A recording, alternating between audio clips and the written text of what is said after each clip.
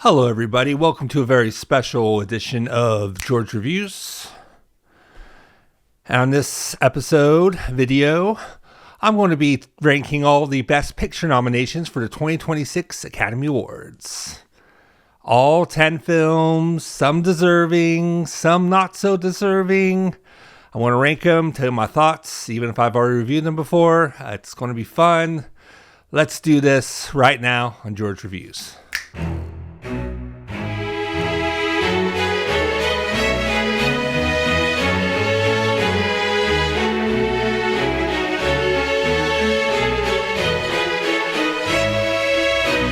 So as I said, the Academy Awards nominees have been out for a little bit, and they announced 10 Best Picture nominations. I haven't seen every single film performance-wise for nominations, but I did watch all 10 nominated films, whether I liked them or not. And let's get started with number 10. So F1 is my number 10, the lowest of the low, I would say, in terms of nominees. Yes, even lower than Marty Supreme, which we'll get to in a little bit. Don't mind you, you don't know my thoughts on that one. But F1 was just so painfully boring and unspecial. There's nothing about it that really grabbed me. I will give it, some of the racing sequences were mildly interesting shots, but they got old really fast for me. Brad Pitt couldn't save this. Carrie Condon, who I love and was pretty decent in this film, couldn't save it. And it says produced by Jerry Bruckheimer in the opening credits, so you kind of know what you're in for. A lazy day boomer dad movie on the afternoon on TNT type of thing. This definitely has that boomer dad energy to it, and I was so bored. I was just through the whole thing. It was so boring. And look, I'm the wrong target audience for this, of course. I'm pretty niche when it comes to films I like and stuff like that. And, this is supposed to be a crowd pleaser. It's supposed to be a fun, don't turn your brain off movie. And I just, I'm not into that. Was into this. I know nothing of F1 racing, so they didn't really do a very good job at explaining the rules of F1. It's called F1 the movie, so you'd figure it would have some kind of history about F1. Maybe they did. I just forgot. This film went through one year out the other for me, and it was just painful to sit through. And I can't believe Apple TV Plus is excited and proud of this movie. They just came out with Pluribus, which is amazing. If you haven't checked it out, check out Pluribus. But this is just embarrassing to be up in the best of the best of Oscar nominees, and this fell short. It's competently made. It has some okay cinematography sequences, but all in all, it just was for me, and I did not enjoy myself one bit. Well, let's move on to number 9.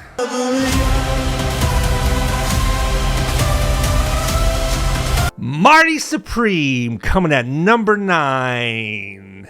And yes, Marty Supreme, I did rate lower than F1. As you see, if you've seen my review, go check that out. But Marty Supreme is a very unspecial movie that wants to be special for me.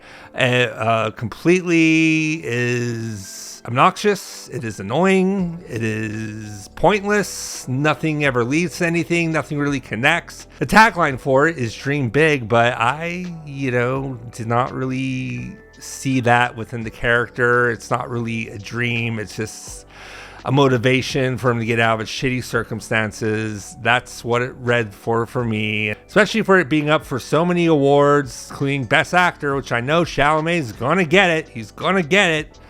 I want to be furious, but he's gonna get it. I know it. Ugh. But what can you do? But all in all, I did not like Marty Supreme at all. Sans a few performances like Odessa Dion, Gwyneth Paltrow, and Tyler the Creator. Kevin O'Leary was really shitty. He's a shitty person in real life. He was shitty in this movie, and the character was shitty. And it does not, compare a candle to the shittiness and fuckery of Marty Mauser, played by Timothée Chalamet. He's just so annoying, so unlikable, so flawed. And I like flawed characters in my films, don't get me wrong, but he just did nothing for me. This movie did nothing for me. Cinematography is unspecial. There's nothing unique about how it was filmed. This is a very much step down for Josh Safdie, especially with the controversy now surrounding this. Something that happened on the set of A Good Time. Look it up if you haven't read it. But most likely Timothée Chalamet is going to win because he's been just annoying and obnoxious as his character in his marketing campaign and his interviews and everything. It's just a shame. It's a sham. I hated this movie with a passion. It's one of my least favorite. Not even least favorite. I just hated it. I just fucking hated it. See my review. You'll know why. But all in all, I thought Marty Supreme was really bad, but at least it kept me infuriated and frustrated and annoyed. I like films that can give me emotional response, and I hate films that can give me a bad emotional response. This was the latter of that. So yes, Marty Supreme, hated it, but at least it wasn't as boring as F1. So moving on to number 8. Guillermo del Toro's Frankenstein. What to say about Netflix's Frankenstein, directed by Del Toro himself? Let me tell you, I haven't seen too many Del Toro films. Admittedly, embarrassingly, I have not seen Pan's Labyrinth. I haven't seen a few of his other ones. Couldn't get through Nightmare Alley. I've seen The Shape of Water, which I liked well enough. Nothing that I would rewatch or recall, but well enough. It was a good film. I don't know if it deserved Best Picture back when it was nominated and won Best Picture. But all in all, Frankenstein was very beautiful to look at. The visuals were peak. The colors were peak. Even the performances from Oscar Isaac and Mia Goth were very well done. And Jacob Elordi as the creature, as the monster. Very well acted. Very well done.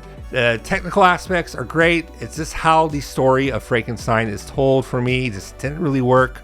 I'm a big fan of the 1994 Kenneth Branagh version with Kenneth Branagh and Robert De Niro and Helena Bonham Carter. I love that film to death. It is so great. If you haven't seen it, I highly recommend it over this version of Frankenstein. This version of Frankenstein just didn't work for me. The creature was too clean and sanitized looking. He wasn't gross. He wasn't monstrous enough.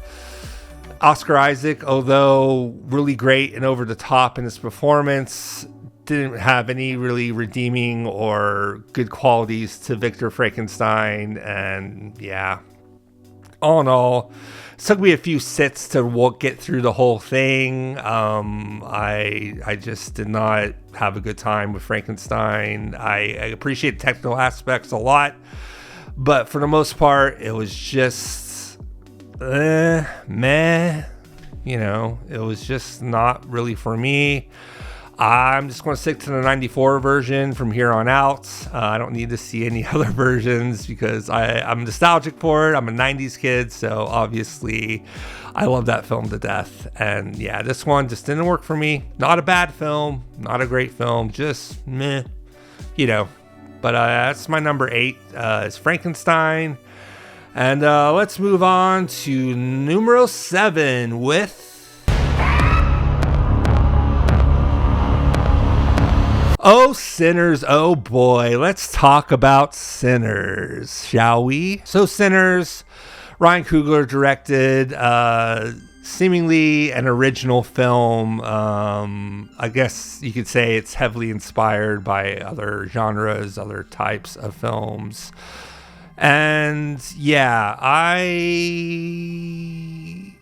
respected Sinners more than I liked it, I will say. Sinners, it's about these two brothers. It's about the blues. It's about a night at a bar that goes crazy with vampires. And there's a lot of symbolism and themes about cultural appropriation, which is cool. I just wish it was in a more interesting movie than Sinners. For me, it lacked a lot of everything. I mean, I liked the cinematography. The performances were okay. I love blues music. And there's a few sequences that really lifted it up for me beyond just an average horror film, so to speak.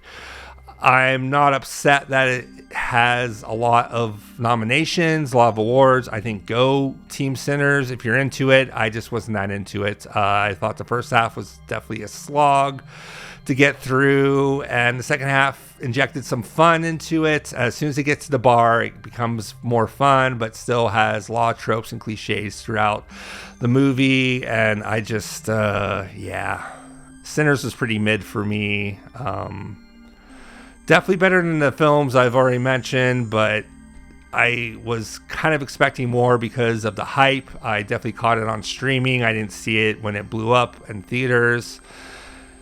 And yeah, I don't know. I mean, to me, Sinners was just really mid. And, you know, I wouldn't call it a masterpiece. I wouldn't call it a terrible film either. It just, you know, didn't really do anything for me besides a few sequences, especially with the past, present, future of music generations. You know what I'm talking about. It's a great scene. It's a great, well fucking done sequence. And I love that. But, you know, those sequences are few and far in between the whole film. I wanted more of that. And, I just, Sinners just didn't really do it for me. But, you know, I can appreciate what I can appreciate out of it. It just didn't really, you know, excite me in the way I want to be excited for something like Sinners. But, you know, it's cool if you like it. It's cool if you love it. It just wasn't for me. It's not a masterpiece to me or anything. But, Sinners, you can check it out. It is on HBO Max, and it's the talk of the town. And, you know, even if it wins Best Picture or even Best Actor, you know, hell, I'd take Michael B. Jordan over Chalamet any day of the week, let me tell you. So, but moving on to my number 6 pick, which is The Secret Agent. The Secret Agent is a film from Brazil. It takes place kind of multiple timelines. One timeline from the 70s, one is in the present day. It's kind of a hard film to describe. It was kind of a hard film to get through in terms of how the story was told. I love the atmosphere. I love the cinematography. I loved everything like that in this movie. And the performances were great too. But it was kind of trying my endurance, my patience at times. At times it's very interesting. It's very compelling. But other times it's just okay. It's just all right. You know, it's about refugees in the 70s and survival and parenthood and intrigue and assassinations, and all those things are great. If you mesh them together, they could maybe make a great film. But I really feel like, I don't know, something didn't land for me. As soon as the climax hit, I was way more invested. Wanted that to be like most of the film for me, but it wasn't very hard hitting for the rest of it. And yeah, for me, The Secret Agent was fine. It was just okay. I'm glad it's up for Best Picture. I'm glad it's getting accolades. But for me, I don't know.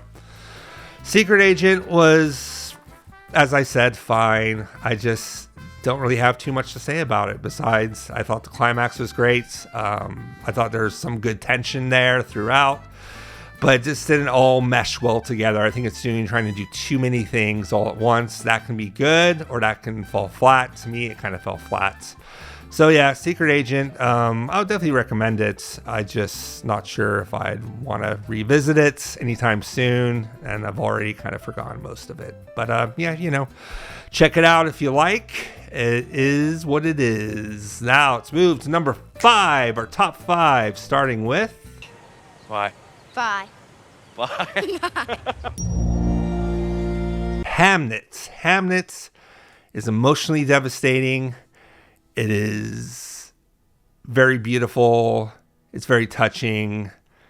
It's very everything. There's a lot of grief and there's a lot of happiness that, through that grief becomes into sorrow and pain and torment and trauma and tragedy. Much like the play Hamlet by Shakespeare, this was the inspiration of that for Shakespeare. As we see, he's a character in the film. They have him and his wife Agnes have some kids, and it's very happy and nice and touching, and it shows the beauty of life. And then something is taken away from them. And spoiler alert, their son Hamnet dies, and it crushes them. And it's a really solid period piece, very technically well done, well acted, carried on the shoulders of Miss Jessie Buckley, let me tell you. She has been someone I've been looking at for years, and I love her work so much. So all the way back in 2020, if I'm thinking of ending things, beautiful film, beautiful performance, travesty that was not recognized by the Academy. And the film Men that came out in, I think, 2022 by Alex Garland, I thought that was mesmerizing as well. A lot of people don't like that film, but you cannot deny her performance in that either. It is just, it's truly something remarkable. She's a very remarkable actress. And I know she's probably going to get the Best Actress. Definitely one of my higher picks through that category. I mean, anyone but Kate Hudson really works for me if we're talking about that category. But Jessie Buckley definitely delivered the trauma, the devastation, and the beauty of grief and moving on from that grief. It's just truly something remarkable. Chloe Zhao, who directed the film, I haven't been the biggest fan. I've only seen Nomadland, and Nomadland just did not really work for me at all. Coming of old age story, it was fine. I don't think it was Best Picture worthy, but it was a fine film. But this, this is a triumph. This is a stride that she hit and succeeded with, and I'm very excited to see what she does next with whatever direction her filmmaking career goes. I thought Hamnet was really great, really beautiful and entertaining, and nothing but good things to say about Hamnet.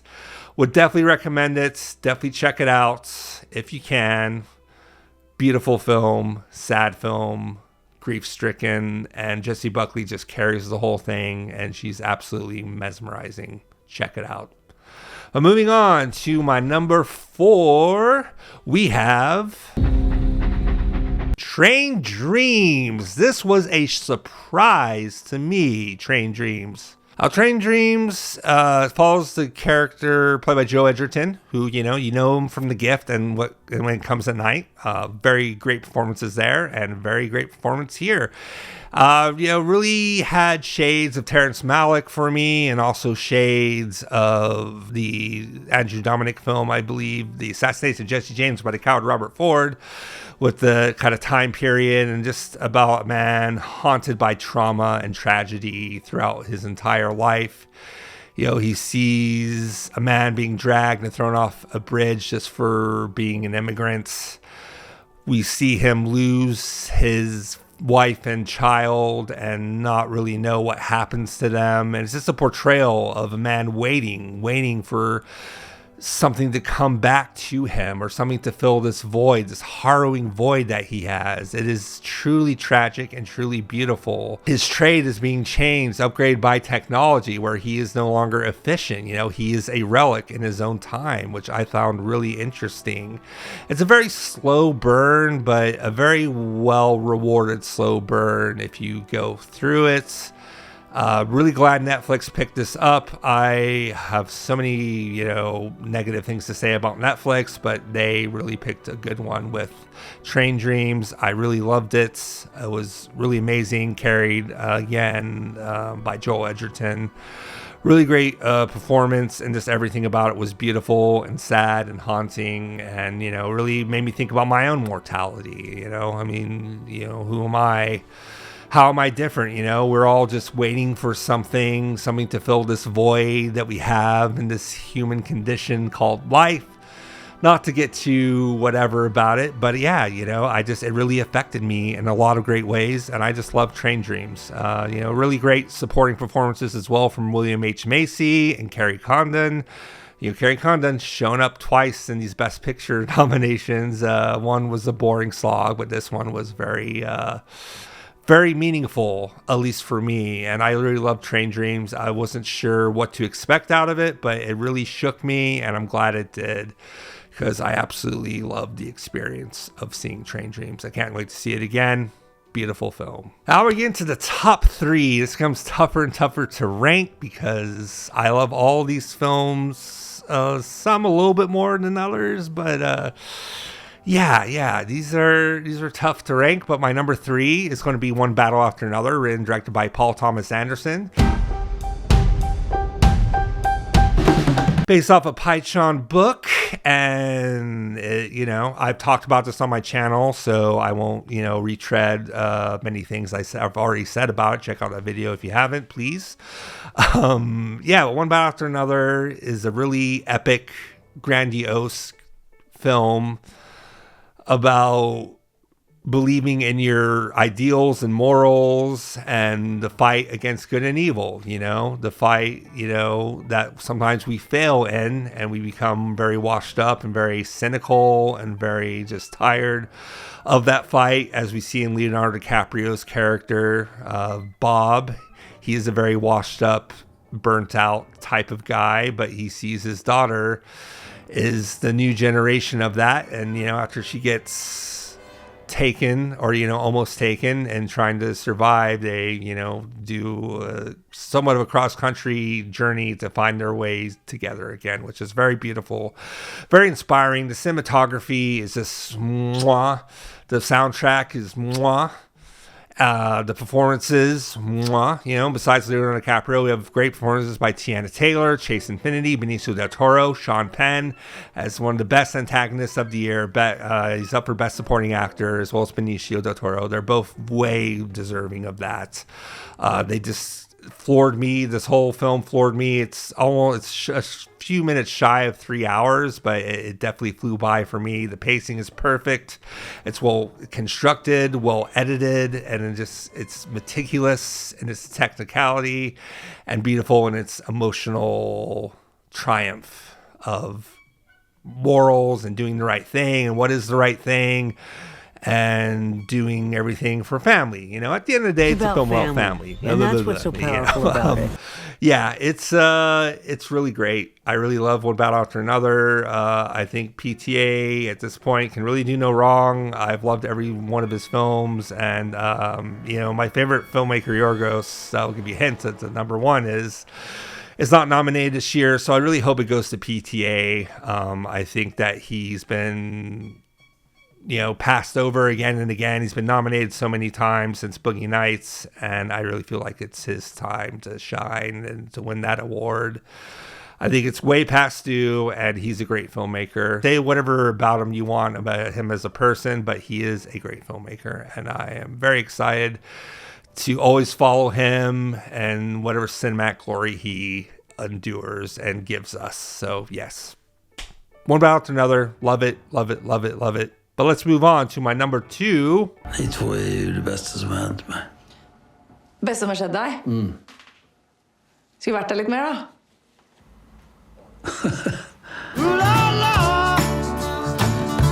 Sentimental Value, directed by Joaquin Trier, I believe. It's kind of a new director for me. I know he's done like Worst Person in the World and a bunch of other films I just have not seen yet.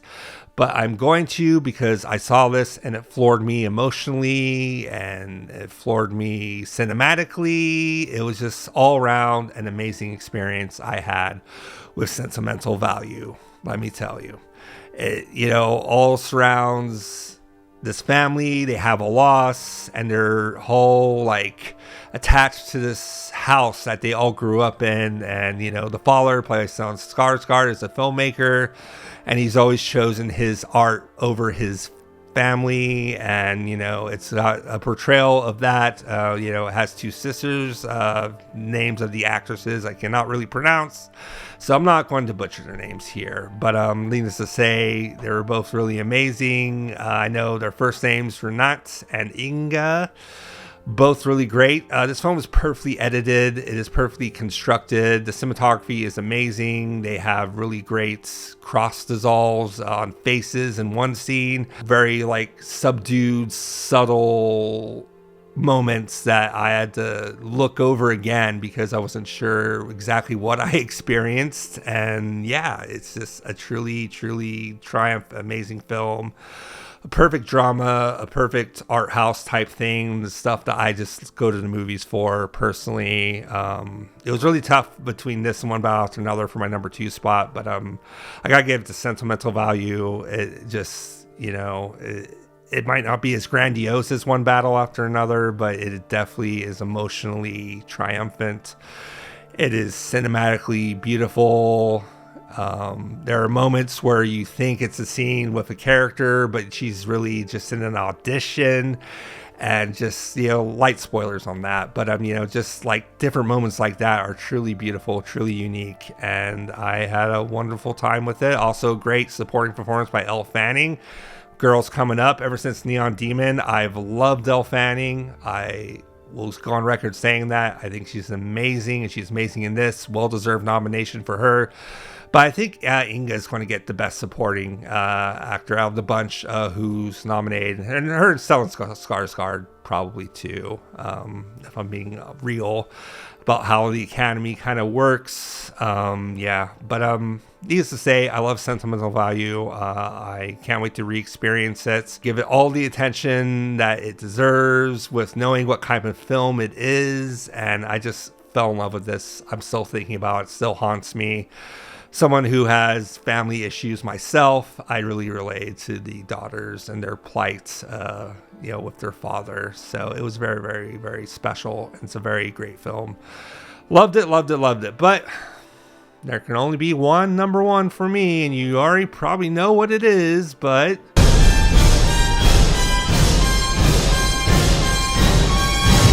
Begonia,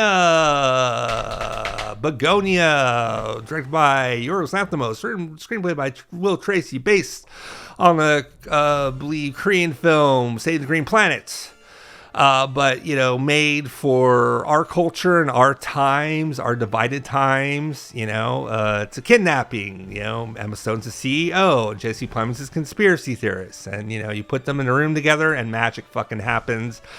This film's pretty simple, but it's pretty powerful in its performances and its writing and the direction, the experimentation that Yorgos loves to do, that I love to see from Yorgos. He's my favorite contemporary filmmaker for a reason, and he once again floored me again and again and again, just like, geez, Yorgos gives the limelight to other people sometimes, But yeah, you fucking Begonia. I've seen it so many times. I got on digital as soon as it was available. I've showed it to family. I've showed it to so many people, and I can't get enough of it. It is just really, truly mesmerizing, amazing. It's kind of an underdog in terms of the Best Picture categories, and I know it's probably not going to win Best Picture, but, I think if One Battle, Train Dreams, or Sentimental Value takes it, I'll be a happy camper. But Begonia, there's just something really unique and special about it. It's just one of those films that's, going to live out through everything, through time. It's a very, very special film. And it's exactly my type of experience that I want in a cinematic way. It's just truly beautiful. Shame that Jesse Plemons wasn't nominated. I'd take him over Timothy Chalamet any day of the fucking week. That's for damn sure.